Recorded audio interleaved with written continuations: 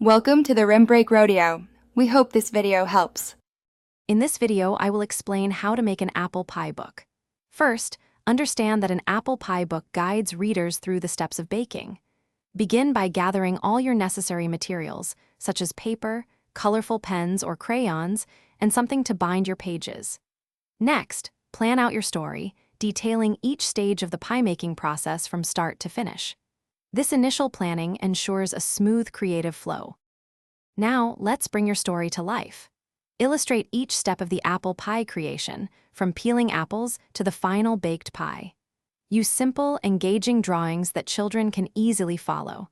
Alongside your illustrations, write clear and straightforward text, ensuring it's perfect for young readers.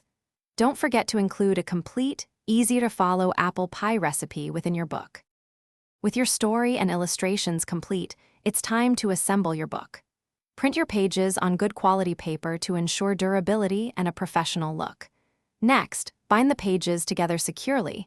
You can use staples, string, or even a simple ring binder.